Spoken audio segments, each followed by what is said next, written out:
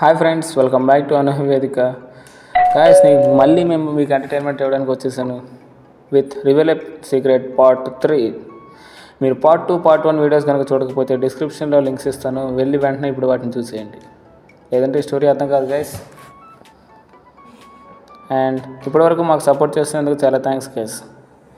ఇప్పటివరకు మా సైడ్ నుంచి చాలా సిరీస్ వస్తున్నాయి, లైక్ క్రికెట్ మీద, అకౌంట్స్, ఇంకా HTML, కరెంట్ అఫైర్స్, ఇలా డిఫరెంట్ యాక్టివిటీస్ మీద.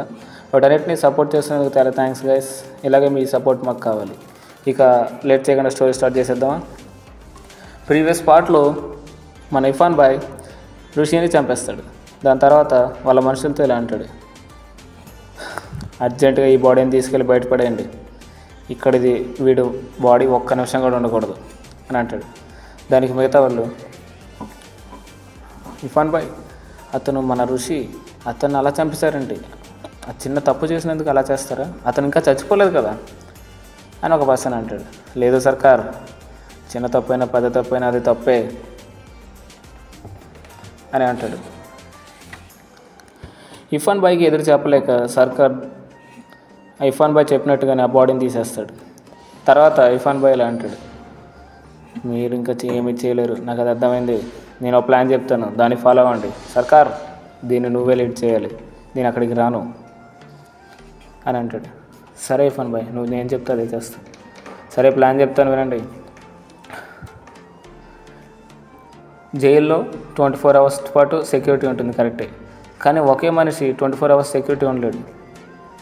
24 అవర్స్ సెక్యూరిటీ ఉండలేరు కాబట్టి షిఫ్ట్లు మారాలంటే మనకి నైట్ టైం 12 o'clockకి ఒక పర్సన్ షిఫ్ట్ మారుతాడు. ఆ షిఫ్ట్ మారిన పర్సన్ మారి ఇంకొక పర్సన్ రావడానికి ఒక 10 minutes టైం పడుతుంది. ఈ 10 minutes టైంలో మనం అతను బయటికి తీసుకురావాలి అని అంటాడు. దానికి సర్కార్, ఎందుకు అతన్ని మనం ఆ 10 minutesలోనే తీసుకురావాలి, అక్కడ ఉన్న వాళ్ళు కొనేస్తే సరిపోతుంది కదా అని అంటాడు.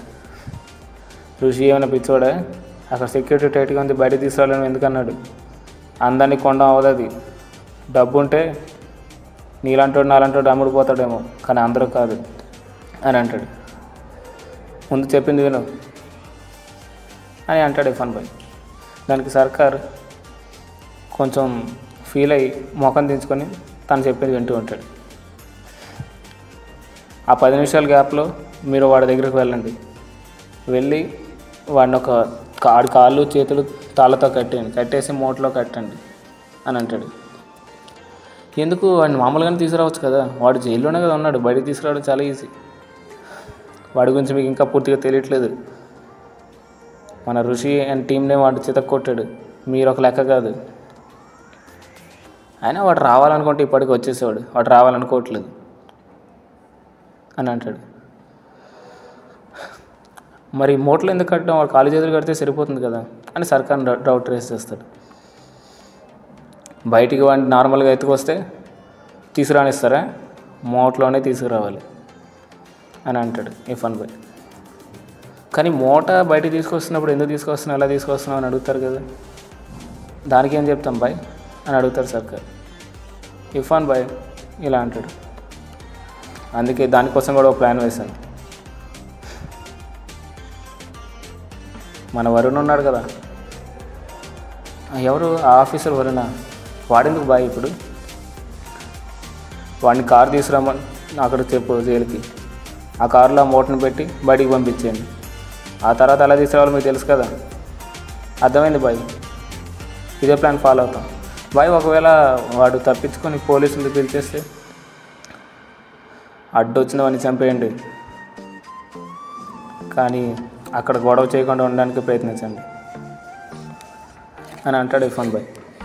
సరే బాయ్, నువ్వు చెప్పినట్టే నేను చేస్తాను అని అంటాడు. ఇది ఇలా జరుగుతుండగా జైల్లో మన హీరో కూర్చొని ఒక పేపర్ మీద పెయింటింగ్ వేస్తూ ఉంటాడు. అప్పుడే ఒక పర్సన్ వస్తాడు లోపలికి. ఓ గొప్ప కళ ఉందిరా నీలో, నేను నైట్ నీ ఫైట్ చూసాను, చాలా బాగా ఫైట్ చేస్తున్నావు. అవును, ఇంత మంచి కళ ఉంది, ఇంత మంచిగా ఉన్నావు, చూడడానికి కూడా మంచివాళ్ళగా ఉన్నావు అనుకో, మరి ఎందుకు జైల్లోకి వచ్చావు అని అంటాడు. దానికి మన హీరో కొంచెం కోపంగా చూసి తర్వాత నవ్వుతాడు. అప్పుడు అమర్ ఇలా అంటాడు, అర్థమైందిలే, నీకు పర్సనల్స్ ఉన్నట్టున్నాయి, చెప్పాలని లేకపోతే చెప్పమాకు, వదిలే.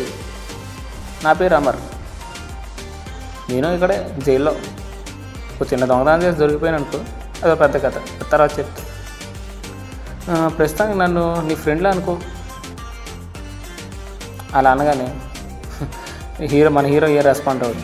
అది చూసి అమర్, ఓహో నీకు ఇష్టం లేకపోతే వద్దులే, కనీసం నీ నీ తోటివాడిగా వస్తుంది చూడు అని అంటాడు. దానికి మన హీరో సరేలే అని ఒక చూపు చూస్తాడు. ఇంకేంటి మరి సంగతులు అని అంటాడు అమర్. వీళ్ళగా అలా అమర్ మాట్లాడుతుండగా మిగతా మన సర్కార్ అండ్ టీం వచ్చేస్తారు లోపలికి. వచ్చేసి మన హీరోని అలాగే అమర్కి క్లోరోఫామ్ ఇచ్చేస్తాడు.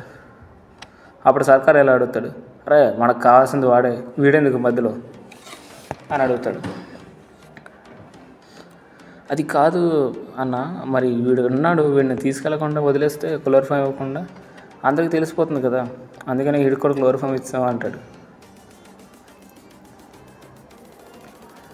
అప్పుడు సర్కార్ సర్లే ఏదో చేశారు కానీ ఇద్దరిని 2 మూటలు కట్టండి అని అంటాడు. సరే అన్న అని చెప్పి వెంటనే మూటలు కడతారు. మరి ఏం జరుగుతుంది? మన హీరోని అలాగే అమర్ని ఏ జైల్లో నుంచి బయటికి తీసుకెళ్ళగలుగుతారా లేదా తెలుసుకోవాలంటే నెక్స్ట్ వీడియోని చూడండి. దీని సీక్రెట్ పార్ట్ 4 కోసం కామెంట్ చేయండి గైస్. ఈ వీడియో కనుక మీకు నచ్చినట్లయితే లైక్, షేర్ అండ్ సబ్స్క్రైబ్ చేసుకోండి.